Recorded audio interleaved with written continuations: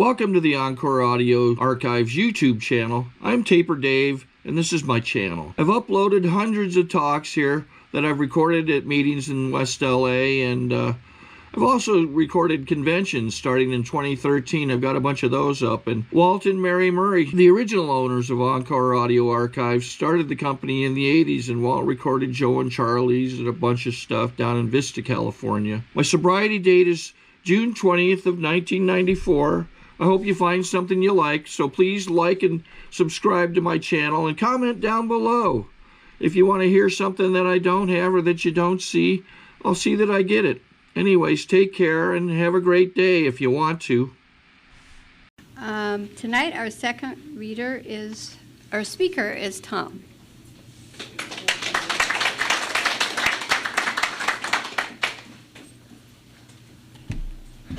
Boy, this is tall up here.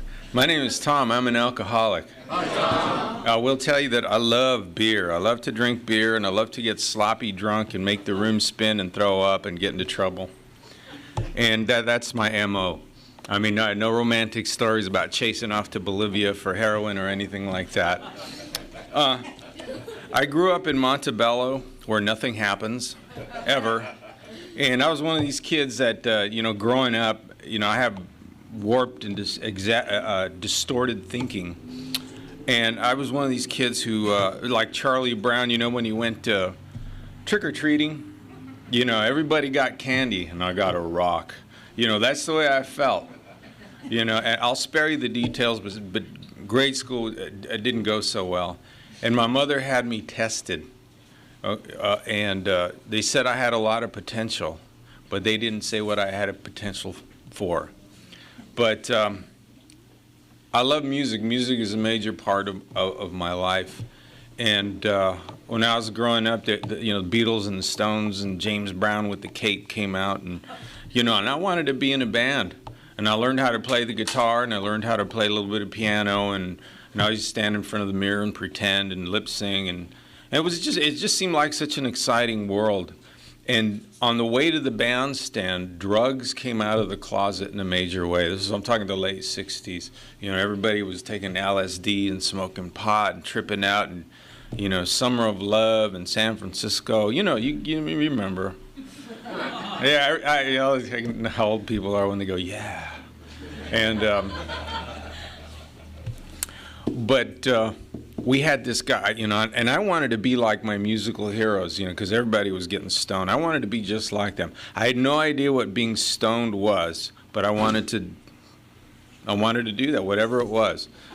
And we had this drug counselor come to our school and give us a lecture about drugs, and he passed around these little plastic boxes with shiny pills in them and stuff, and he says, if you smoke one puff of marijuana, you will die from a heroin overdose.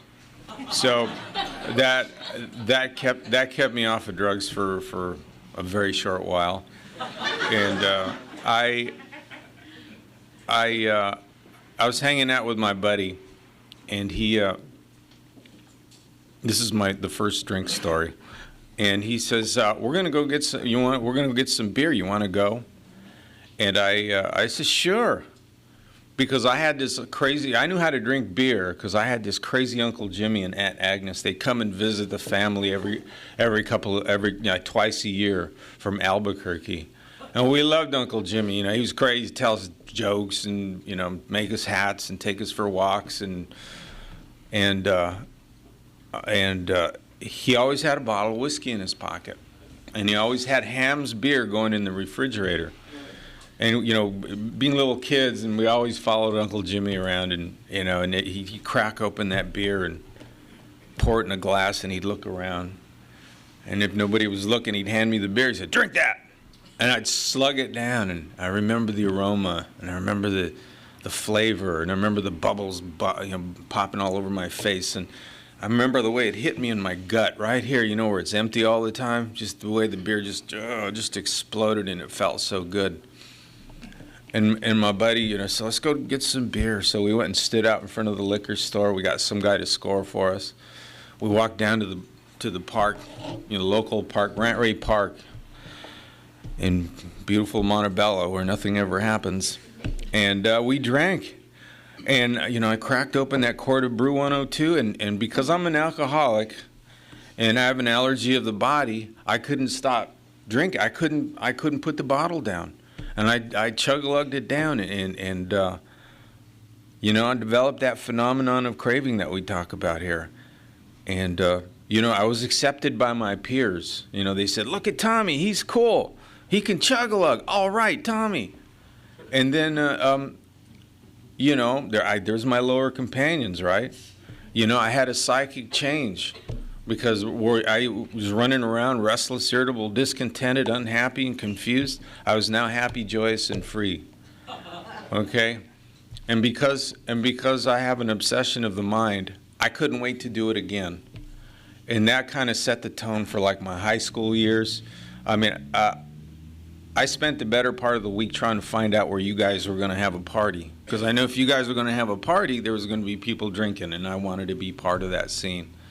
I learned how to play the bass guitar good enough to be in a band, and we drank more beer than we actually played music. And I took that behavior with me into my professional career as a musician, and much to the chagrin of a lot of my bandmates. And my first long-term girlfriend, I had her for 4 years. We were together, and I was very selfish and self-centered and self-seeking in that relationship. And I would lie, I would cheat. I started stealing money from my father. I'd borrow his car, and I wouldn't come home because I was too drunk to get home. So he'd have to come looking for me, to call her all around all my friends. And needless to say, that relationship doesn't last, not on those kind of terms. My next girlfriend, however, had a different opinion of me. We did the alcoholic thing and moved in together right away. Except she very quickly said, you know what, you need to move back to your parents' house and get your life together. Okay, because I probably was acting pretty foolish in that relationship too. And I called my buddy on the phone, and I says, this girl threw me out of the house. And he says, you must feel pretty awful. And I said, nah, all I need is a six-pack. I'll be all right. And what that did for me is up until that time, I'd just been this party drinker. I just wanted to hang out with you guys and have a party and stuff. I can go a week without booze, but I wanted to party on the weekend. Hey. But what it said to me was alcohol can fix my feelings. And it was on after that, because by this time I'm a young man, I'm in my early 20s, and I got a head full of alcoholism. Not necessarily alcohol, but alcoholism. I got all these defects of character that are running my life. I've got anger, I have disappointment, I got resentments up the yin-yang. And I started drinking on a daily basis. Come home, get a couple of beers on the way home. Have some dinner, fight with somebody in my house, go upstairs to my bedroom, start, practice my bass. And all of a sudden my head would just start to spin. It's because I'm an alcoholic, my head, being alone in a bedroom is not a good place to be for an alcoholic, who doesn't have a program, doesn't have tools for living. And, I'd run to the liquor store, man. I'd get me a six-pack and get it in me as quick as I possibly could. And then I'd, go back to the liquor store, get me 3 or 4 beers, put them in my pocket.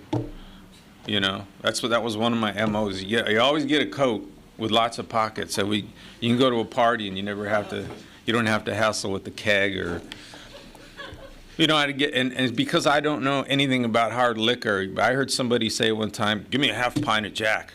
So I would tell the guy behind the counter, give me a half pint of Jack. For the longest time, I tell you, I didn't know what Jack Daniels was. But I know what Budweiser is. So. Anyway, I wound up in Anchorage, Alaska. I was there, for about 2 months, playing in a top 40 band. And in a top 40 band, you're on the bandstand from 9 to 1:30, 6 nights a week. That means you're in a nightclub, 9 to 1:30, 6 nights a week. And I want to tell you, for the next several years, man, you're shaking your head. You know what I'm talking about. It was insane, man. It was just nothing but a party every single night. I started to black out, and I'm chasing girls. I'm starting to do drugs again. And I started getting very sick, very sad, angry, You know, I couldn't have relationships with my bandmates. You know, I got very sick. I got really skinny. You know, and I was living off like Snickers and Miller Lite, and eating one meal a day, and just you know, I was turning green. And I got very suicidal too. We wound up in Kingman, Arizona, and there's one night, it was during the daytime. You know, I went to the liquor store. And I wound up drinking 2 big bottles of like some brown flammable stuff, and I had no, excuse me, I had no idea what it was. It was just, and I remember sitting there and looking up at the sky and watching the raindrops hit my eyes, and I was just too numb to blink. And I was going to throw my head under a train when it came by, you know, because our band house was by the train tracks. And I just sat out there looking out over across the desert, you know.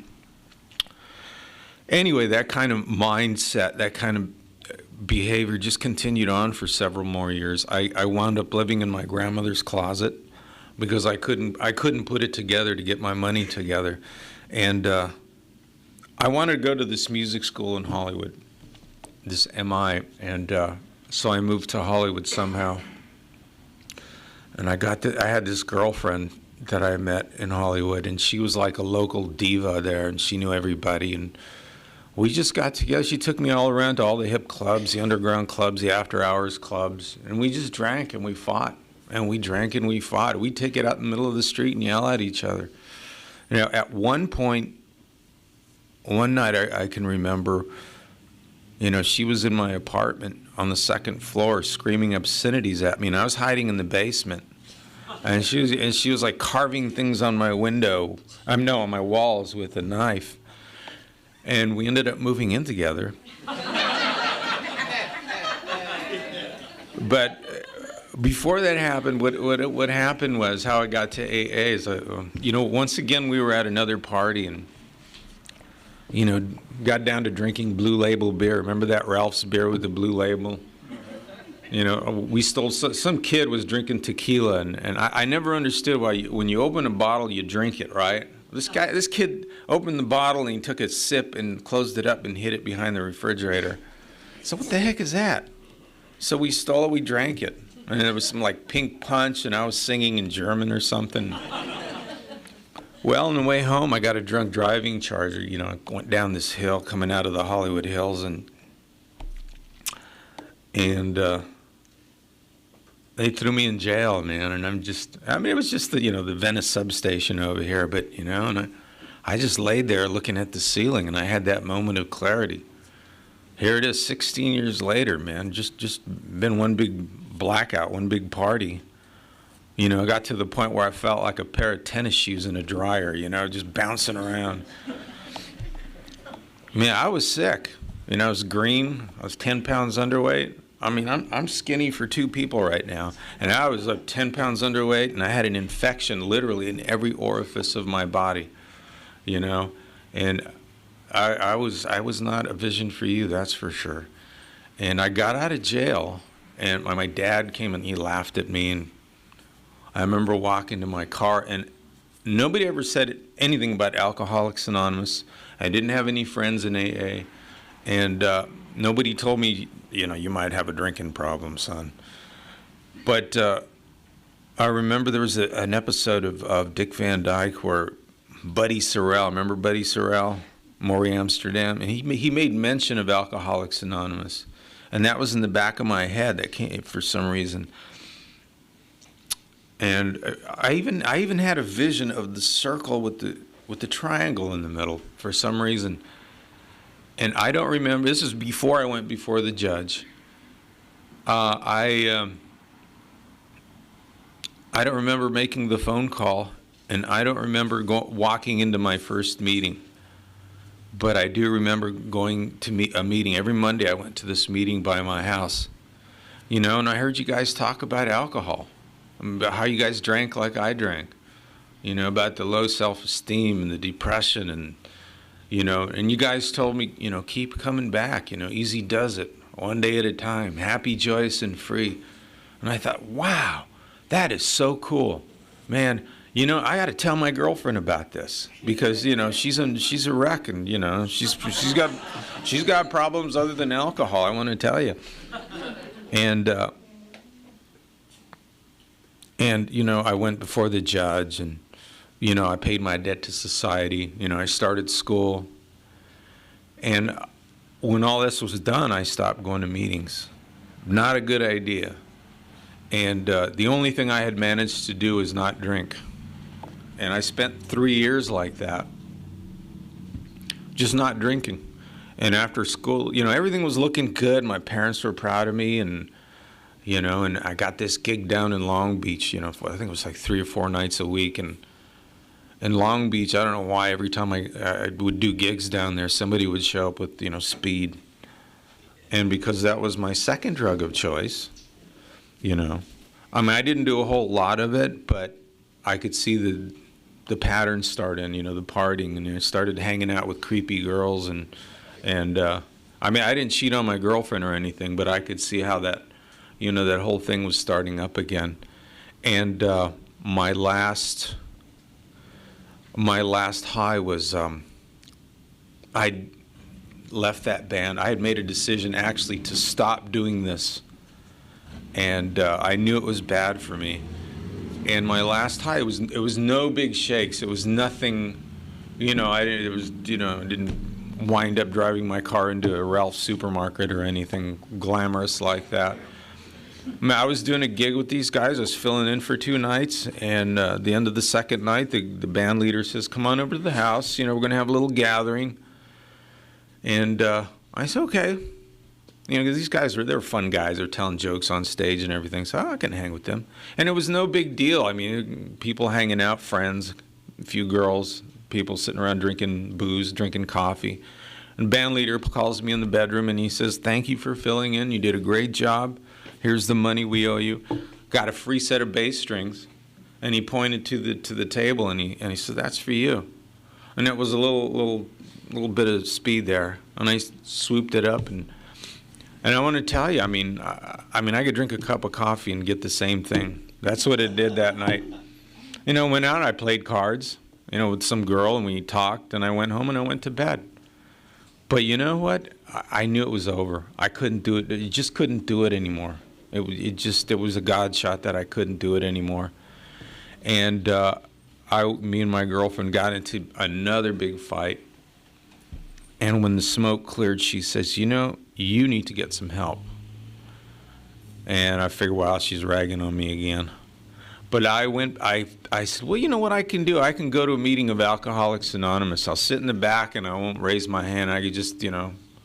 Actually, I didn't have to do anything. I mean, I could have gone to the park. I could have gone to a bar and sat there for an hour and said, "Hey, babe, I'm getting help." But you know, I went to a meeting of Alcoholics Anonymous. And the miracle is, you know, I truly believe that's divinely inspired, because the miracle is I started to hear the message. I started to hear you guys talk about alcohol again. I heard you guys start to talk about the disease of alcoholism.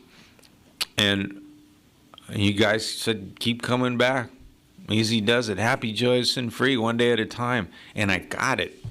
You know, I heard the message, you know, and I understood, because I had been 3 years without a program, without drinking, without tools for living, just with my head with distorted ideas and depression and anger and everything. The second half of the first step came, you know, I got that set, you know, powerless over alcohol. Our lives had become unmanageable. And even without alcohol, my life was unwinding. And the second part of the second step tells me that I was quite insane. And I got that. You know, I just, you know, I totally got that. And I want to tell you, I didn't do much work in the first year. And my friend, who later became my sponsor, told me, he says, "You know, I would go to more." I was only going to 1 meeting a week back then. And he says, "I would go to more than 1 meeting a week." And I started doing that, you know, and I started seeing all, you know. And what kept me here was the girls, because, no, I'm serious, because My girlfriend had told me, she said, you know, your eyes are dead. Because when we were hanging out drinking in a bar, she said, you know, your eyes are dead. There's nothing in them. You know, once again, she's ragging on me, okay? But it was true. When I got to Alcoholics Anonymous, I saw your bright, shiny, clean faces, and you guys would come, hi, Tom, how you doing? And it was just, there was, you know, it gave me hope, you know, and I would sit there in the chair, and because I wasn't working any steps, I didn't have a program, didn't have a sponsor. I would sit in the back and just, you know, that face just angry. And people come up and say, hey, Tom, how you doing? I'm doing great. How you? Yeah, all right. And I go back to frowning. Well, I'll tell you, I got into enough pain that I was willing, you know, to get into action. And I asked my buddy to be my sponsor. This is after a year and some change. I asked him to be my sponsor, and you know, I got into the big book, and I started read, you know, how it works, and I did my inventory just like the you know, just like the big book. You know, angry at Mr. Brown because, you know, got into the fearless. Did it just like that. I will tell you that it wasn't as complete as, you know, as subsequent inventories. But after I read that to him, what it did is it opened up the doors of Alcoholics Anonymous to me. You know, I was sitting in the back, you know, looking in. I was looking in the door, basically, and then all of a sudden, you know, I could come to meetings now, and I understood what you guys were talking about. I had, you know, I got my defects of character, and I understood that now, you know. And I'll tell you, given that information, you know, it gave me a fighting chance, because, I mean, when we get here, I mean, let's face it, man. I mean, life happens at us. Life happens, you know, and things happen to upset us. And I'm here to tell you, I made a lot of mistakes in Alcoholics Anonymous, and I've had a lot of tough times, and you know, I had, you know, pick the wrong girls and pick the wrong job, and you know, get angry at people and stuff. But I have a program. I have a tools for living now. You know, I got a sponsor now.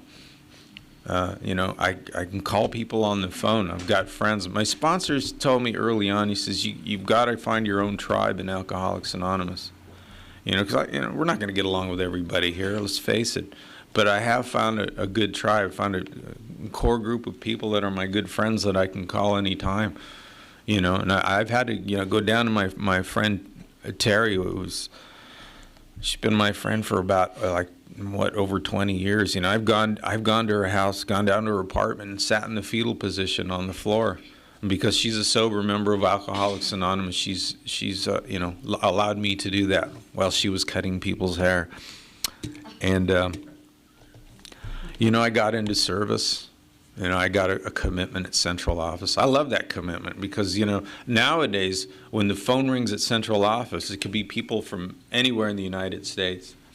You know, and I got to talk to this old New York cop, and it was interesting to talk to him because he's, you know, he was retired and living in Miami Beach, and he was trying to get his nephew some help. And he goes, boy, I tell you, you know, it's one thing when you're out on the streets and you're throwing bums in jail and stuff, but it's a totally different thing when it's your own family trying to get them sober. It just hurts you. It just hurts you to the core. You actually feel that.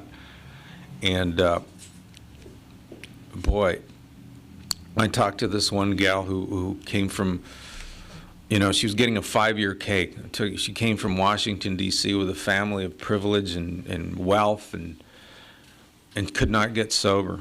Father spent money, and trying to keep her out of jail, and, you know, she got thrown out of fine schools and stuff, could not get sober. Been to this program many times, wrapped her car around a, you know, telephone pole, could not stay sober. And the reason that she's getting a 5-year cake this time, she wet her pants. That's what got her to Alcoholics Anonymous. You know, so I don't know. You know, it takes what it takes. I'll tell you, for me today, you know, I keep coming back all the time, man. I just, I love being in meetings of Alcoholics Anonymous. I just love, I mean, it just, you can't beat this, And, I've been very fortunate in my career. I get to play in a band. I've got to travel, and I've got to see the country. I've got to see some foreign land, and one of the guys I work with is a sober member of Alcoholics Anonymous. We got to take celebrate our birthdays in New Orleans, and the Big Book talks about practicing these principles in all our affairs, and I got to a point in my career as a musician where I got kind of frustrated, and I talked to this drummer, and he says, "Well, all the good players study with somebody," and I figured, well, I got a sponsor, helps me stay sober. Why don't I get a teacher, help me to play the bass? So I made all these phone calls, and I got this great teacher, and it was a God shot because he would read spiritual reading to me. Sometimes he wouldn't play the bass. Sometimes he'd read spiritual things to me, and it was great. It just taught me a meditation technique, and I got to study with another great teacher after that. And in my other career, I belong to an organization that helps me stay sober. Why don't I get into an organization that helps me? Be a good piano tuner. That's my other job, and so now I got humble. I got teachable here in Alcoholics Anonymous. Because when I first came into the rooms, I didn't want to stand up and take a 30, 60, or 90-day chip because I wanted you to think that I already knew what was going on. I mean, I had that big kind of ego. But you guys said, look, it's okay to say I don't know. Show me. And what I realized is, that organization for piano tuning, I mean, we have classes all the time, and I always go to these classes and stuff, and I would, and I learned how to ask for help. But I realized that I'm sitting in a class with guys who've been doing this job for like 40 years. And so, they don't know how to do stuff either. So, hey, why am I so terminally unique? But I'm having a lot of fun today, man. Like I said, I get to play. I get to meet a lot of interesting people. My sponsor tells me to be of service wherever I go, whatever I do, and I take that with me on my job. I got a great girlfriend. We have fun all the time. We have a lot of laughs, and we got to go out on the weekend. And so, it's okay if I don't have enough money for a big fun evening. We can go to Taco Bell and rent a movie, and we still have fun. And you were talking about having a relationship with your family. I mean, I have that too now. I can call my mother and talk to her, and my father. And my father's been helping me through, some financial difficulty. I mean, it's one of the things that I had to get through, and I was having. I'll tell you this story real quick because, I truly believe that this wouldn't have happened if I wasn't in Alcoholics Anonymous. I got to a point, it was a real bad time for me. I was having problems with romance and finance as usual. My dad got cancer, and my grandfather died. And I was having a tough time, I was just, I called my sponsor, and he's into meditation, so his answer to everything is, and he can float or whatever he does with meditation. And he says, well, you have to meditate. And I was too screwed. Randy, I can't meditate. I'm sorry, man. So I called my mother, and my mother is got a degree in psychology, right? And she's always handing out books. She always gives my girlfriend books. If you go to her house today, she'll give you a scarf and a book. And, Fear of Being Afraid by Leo Buscaglia, or somebody like that. And, not a dig. Well, he's a good... Anyway, so I called my bass teacher, and I said, man, I can't go to lessons anymore. Man, I'm too screwed up. man. He goes, well, this is what you do. And he took time out of his busy schedule to give me this advice, and I heard it. And I truly believe it's the result of me working these 12 steps, being here with you guys on a regular basis, you know. And he said, you know, this is what you do. You get a notebook, and you go out to nature, okay, and you write your thoughts. No matter what they are, you just go out and you write your thoughts. And I go, well, that's a positive, that's a heavy action. And so I found this place way the heck out, like in way past Zuma Beach. It was just this little cove, and there's no name for it, and it's real short, you know. And I went down there, and I sat there with this notebook, you know, and these little seagulls came up, and they kind of looked to see if I had any food, and we all just sat down together, and we looked out into the ocean. And I mean, I want to tell you, I went there like 3 or 4 days a week, and I got my cigarettes. I don't smoke cigarettes, but I smoked cigarettes then.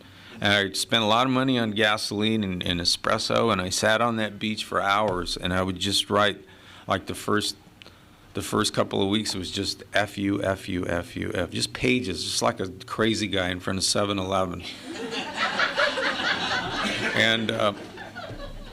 And little by little, you know, I was able to do, you know, to clear my head and start to write and do an inventory and get my thoughts out.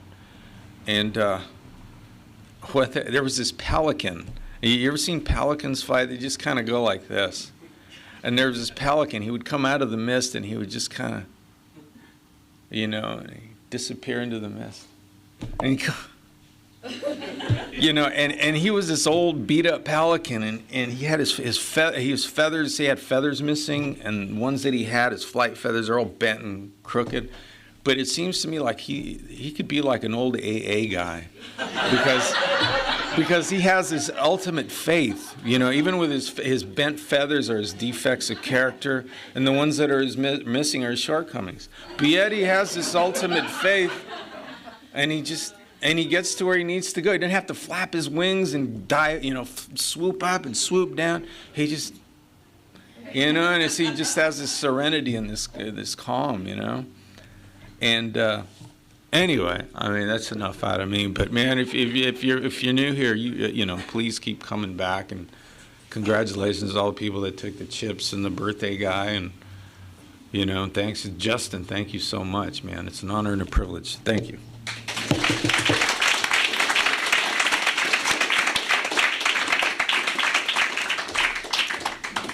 I think we got a great talk going on here. Thanks for watching the channel. Taper Dave here. Just curious, do you think this is better than Zoom? Okay, this is how I prepare my drone for launching. I like to do it inside the cab of my truck so I'm not standing outside in the weather. To install the joysticks for control, up and down, right and left, powered on. I have an Android phone that I use to connect it to the drone with. And it's actually controlled through the iPhone, through an app. Oops, wrong way. It's actually controlled through the iPhone, or through this Android phone, through the app. It's actually controlled through the Android phone, through an app, and you connect it through this short connection right here.